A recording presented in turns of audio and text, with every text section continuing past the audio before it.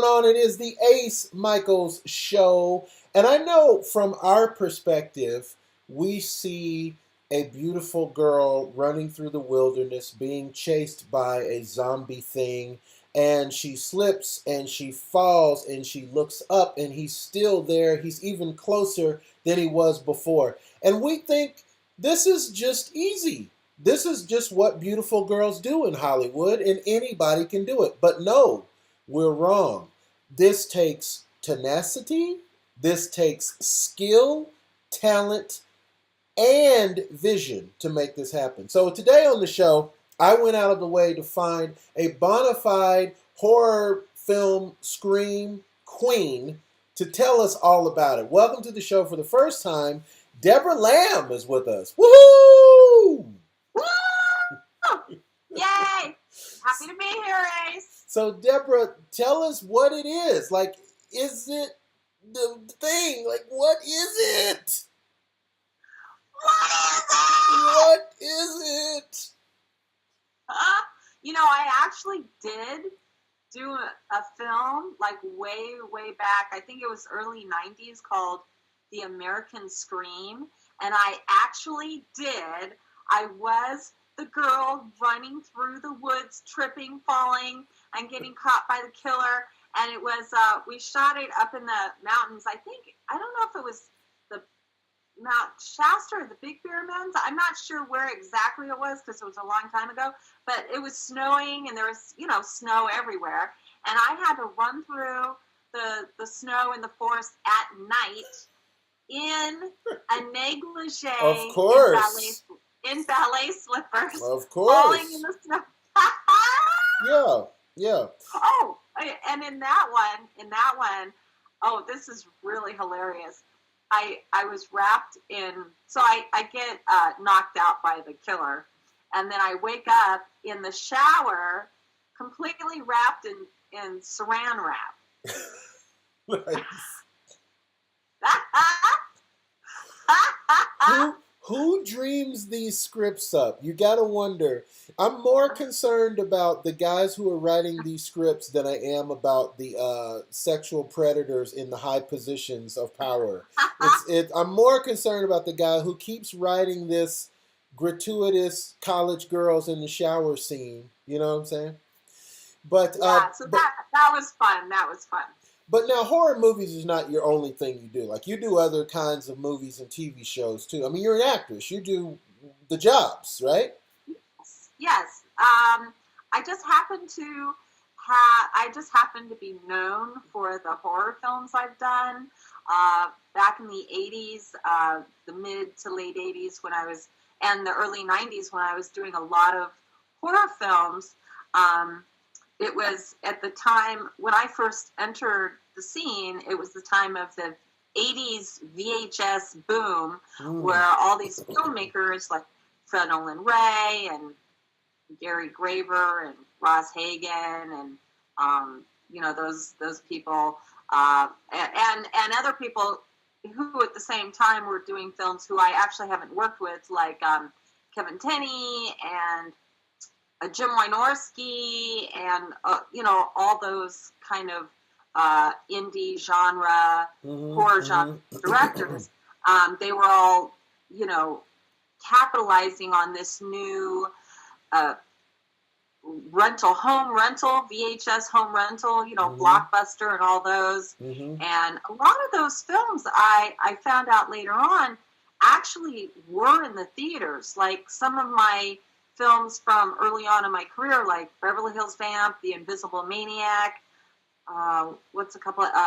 Evil Spirits, and a few others. They actually were in the theaters, but I had no clue because this is before the internet. It's before computers, and I had absolutely no idea that these films that I was in were playing in the theaters. A lot of them, and drive-ins, and the drive-ins too. And I only found that out just a few years ago. So it's amazing. But yeah, I do other things. I'm going to be doing a television show called Jezebeth. I'm shooting that coming up in a couple of months. I'm a series regular on that. Nice. And I love sci-fi. I've done a lot of sci-fi, and dramatics. Uh-huh. Dramatic pieces. Sure. So everything, everything. But the title from my earlier works of being a scream queen, and of course I love horror. So I'm still in horror films now. I mean, throughout the years I've done them. Among the other things, along with the other things that I do. But the Scream Queen title kind of stuck, and now people, I'm like known for that. So do you have people who are fans who find you in the grocery store and they go, "Excuse me, weren't you the topless vampire in?" You know what I'm saying? Like, do they? In Disciples, or yeah. It's amazing, I'll amazing. tell you what. If anybody ever stops me in the grocery store, recognizing me, I'll be like, "Yes, I made it." Let's talk for a second, Deborah, about the way films are made and distributed nowadays. Like now, there's a lot of people in the community, the actors and writers and producers community. They want to be on Netflix. They want to be on Crackle. They want to be on Hulu. Does that help you work more now that there's so many, different streaming things going on? It's not just about in the movie or on the VHS. Yes, yes. It's a mixed bag. I hear from a lot of filmmaker friends of mine that it's difficult to sell films now. Hmm. I think the day of distributors just buying up everything has kind of come to an end. They're being a little more picky now, but now we have streaming. Right. So, yeah, I mean, it's good. It's better for a lot of things and worse for some things. Um, so it's a constant learning curve of keeping up with the next big thing and how you're Mm-hmm. going to make money with the next popular viewing choices. I mean, now everything is binge Right. watching the television shows on Netflix. I do it. Yeah. I'm binge watching Orange is the New Black right now. Wow. And Breaking Bad and all those. I'm kind of behind the times, so I'm trying to catch up here. But isn't it more fun to just watch a show with no commercials? And if you Yes. want to, I mean, why wait till next Thursday? If you want to know what's going to happen, you just wait till 3 more minutes, and then bam, you're right back into the next episode, right? Exactly. Especially if you're an insomniac. I can't even say it. Right. If you can't sleep That's at how night much. like me, That's how little sleep you've gotten. You can't even say the word. You're so delirium from the sleep that you've lost. hilarious from being sleep deprived. Exactly. so so what about roles? Okay, so like let's say 10 years ago, right? When I was watching TV 10 years ago or movies 10 years ago, there weren't that many roles for women. There were a lot of women in the Yeah, films, but there weren't that many because you can only have so many maids, so many hookers, so many jilted housewives. That's it. You can only have so many of those, right? But now there's more roles. Like there's all of a sudden, to me anyway, being a man, it seems like there's all of a sudden there's more cops females, there's more doctors females, there's more helicopter pilots females. I Would know would you agree or that is fantastic, and I know there's still, um, if you follow what the female actors and female directors are saying these days, is that it's still challenging, but it's so much better than it was. And like myself, in this TV show coming up, I play a deprived psychiatrist. So that's going to be nice? fun. Yeah, Yeah, that and sounds fun. I've played my share of hookers, and I've played my share of vampires Me and too, things. girl. But I want to see the movie that you're a hooker in. A vampire hooker at that. Okay. No. Okay.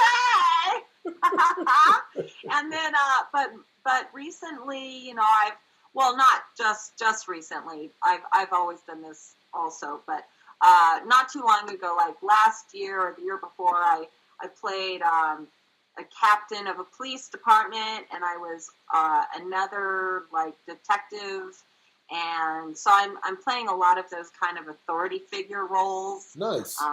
Yeah. So, and I really enjoy those. So, what do you do to research a role? Like, how do you get into the role of a captain of a police department? Do you go hang out at the police department? Like, how do you get into your role? How do you research? I actually did. I did go to the police department. I went a couple times. I was trying, and this is up in San Francisco.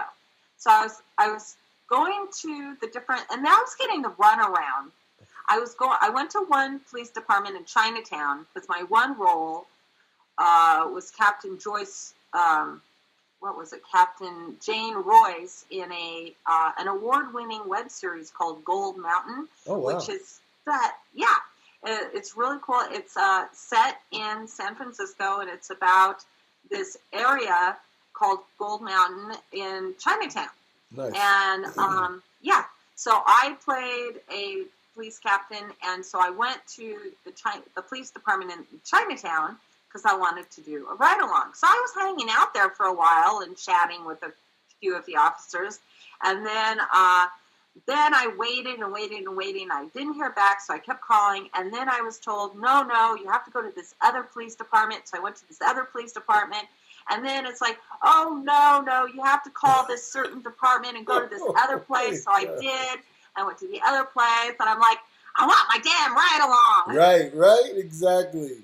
It's like, somebody give me a ride along. Can a sister get a ride along, please?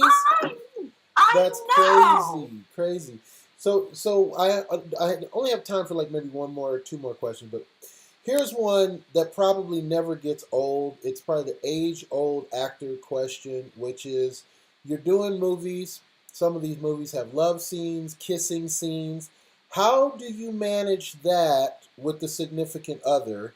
Do you still have to say, "No, honey, it's just a role. I'm just acting," or like, how do you work with that? Well, that's funny because the let me think. The only actual love scene I've done in a film was completely comedic. It was one of my very first films of my career called Rock and the Money Hungry Party Girls. Nice. And I was the lead party girl, of course. Of course. Thais. And so, I'm after this guy who had broken up with his girlfriend. So, I'm like a spy. So I'm trying to find these gold-plated nose hairs. Yes, you heard me right. Gold-plated nose hairs. Wow. So, and I'm at his place, and then, I'm trying to seduce him. So we have this love scene, but we actually had, like I had my bra and G-string on, and he had his shorts on. So we're doing this ridiculous love scene where we're jumping around, and I'm like upside down, and we're doing handstands, and it was the funniest thing ever. It was really funny. And then the only other time, so for my fans out there who want to see something juicy, and who doesn't, right? Right. Who's going to say no? No, I don't want to see anything juicy. Well, I've had some juicy roles, but I think a lot of my fans will really like this one particular movie named. It's the movie's Disciples, okay. And it has a lot of the horror icons in it. Tony Todd. I actually killed Tony Todd. Spoiler alert. Spoiler alert. Sorry. He had it coming. Okay. Yeah. So Tony Todd and Brink Stevens is in it, and Linnea Quigley and Debbie Rochon and Camden Toy and Bill Moseley and of course yours truly. Nice. So I play. Okay, my role is actually a little complicated. I'm a vampire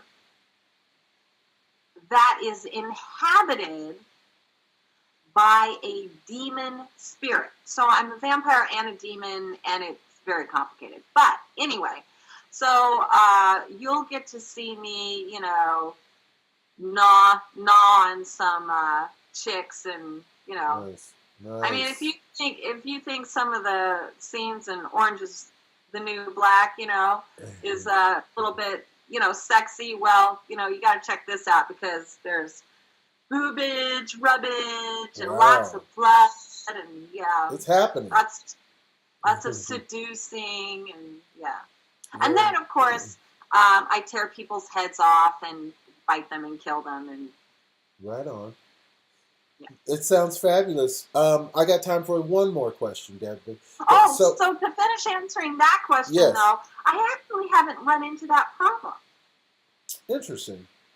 Because it, I know. because does that mean that the people that you're with are just understanding of your career? Because some people do have a big problem in their personal life with decisions that they make for their on-screen life. I mean, but you don't, or you haven't. We hope you don't. Well, there was a period of time, not for the most part. I have had a very few, very very long term relationships. Mm-hmm. My first boyfriend, who I was with for 13 years, totally got it. Mm-hmm. My second relationship, who I ended up unfortunately marrying this person. Well, he turned Yeah, out to be that's quite unfortunate. he turned out to be psycho. So you know, Yes. my career was pretty much non-existent while I was with that person. And But then, and this is coming from a person who plays psychos in movies. That's how psycho this person was. yeah, exactly. I was taking notes. I was taking notes Right, for my right. next psycho role. Nice. But then you know that person's like way long gone. Yeah. And then yeah, but I've been fortunate to be with people who are pretty much understanding. Yeah, so it hasn't really been a problem for me except for the psycho. Right. And the cycle's always a problem no matter what. There's not much you can do about that. Let me What are you ask you gonna do? this one power question, Deborah, before I lose track of time. Now this is one. So there's a thing going on in Hollywood you may be aware of. It's called this Me Too movement, and the Oh ladies yeah. are saying, "Look here, keep your damn hands not even that close to your pants. Keep them on the desk where I can see them. You son bitch." So that's a big deal. Now here's the question, though.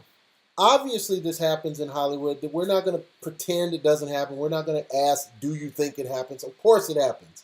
But Of here's the course. question: if you have an opportunity, when you have an opportunity to work with a renowned director or producer who has this reputation that precedes them of being a sexual predator, sexual abuser, sexual curious, a little too friendly, would you still want to do the job, or would you step away from the job and go, you know what, I'm not even going to show up because I know this person's a handsy pansy? That is a very good question. That's what I do. I've been very lucky that I haven't really had too much of that. I have dealt with it a little bit. In fact, I was just telling my girlfriend, was it yesterday or the day before, my story of this one producer who, this is back in the 90s, and he called me up on the phone. I had a boyfriend at the time. He Mm-hmm. called me up on the phone, and the conversation kind of started going like there, and I'm like, I said to him, I said, "Are you trying to have phone sex with me?" And Oh no! and Oh no! he got all flustered, and he started like getting really like mad, you know. And he was saying he just started, I don't know, just coming at me, you know, Yeah. verbally over the phone. And then he literally said, and this is, I couldn't believe my ears. He literally said if I told anybody that I would never work in this town again. Uh-oh. Not that. Oh. Look And out. you know, of course, that guy wasn't. You know, I mean, he wasn't. You know, Yeah, exactly. Exactly but right. but but I was laughing at him. I recorded it on my phone too. That's funny. And I was laughing. I was like, "Oh, you got to be kidding me! That's the funniest thing." Man. I would love to give. But to answer your question, that's a hard one. Somebody has a reputation. Mm-hmm. I mean, it's like, yeah, that all goes on, but there is two sides to every story. So if I thought, okay, you Ace, you're like, hey baby. More like, hey baby. Yeah. Exactly. Hey baby. Hey, baby. I'm gonna put you in this film. Exactly. You want to come over and stay at my house? I'd be like, right. You know what? You're gonna have to talk to my manager about that. See what he has to say. Yeah, that's a tough one. You know what? I just don't know. I mean, if it's Steven Spielberg, and I found out that Steven Spielberg sexually harassed women, but he wants me to be in his next film, I'd have to be like, you know what?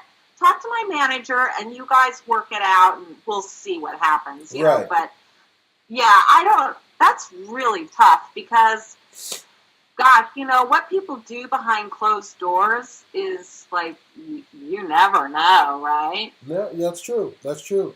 And I tell you, so there's two things we learned from Debbie Lamb today. Debra Lamb says, number one, talk to her manager. Number two, if your phone sex game is so bad that I have to ask you, are you trying to have phone sex? That's probably not happening.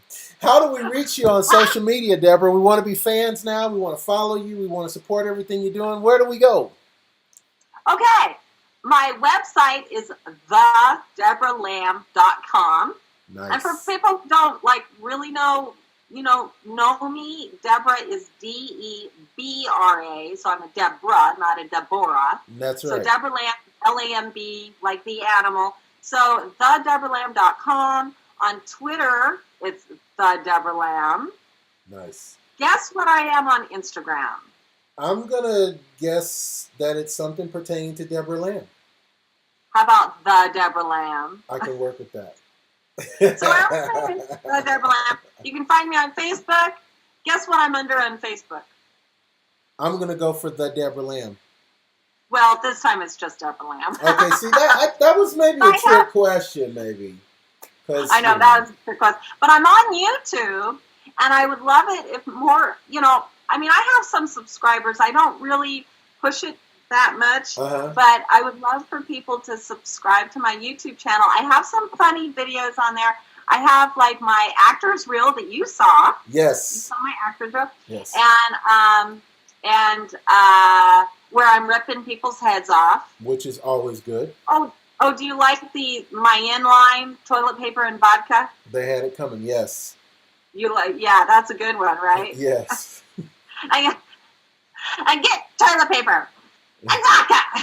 Right.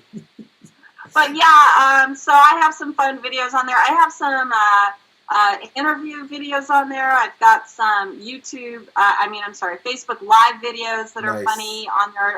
One of them's from my trip to London. I've been to London a few times to do films. So anyway, I'm everywhere. And that is what's up. Hey man, it's Debra Lamb with Ace Micheals on the Ace Micheals Show today. Wonderful lady to talk to, beautiful lady to look at. And I'll tell you what, she's good at what she does, so support that. And you know what I say at the end of every show, and I mean it. If you can, live the life you love the life you live. Thank you. Yay! Thank you, Ace! Mwah!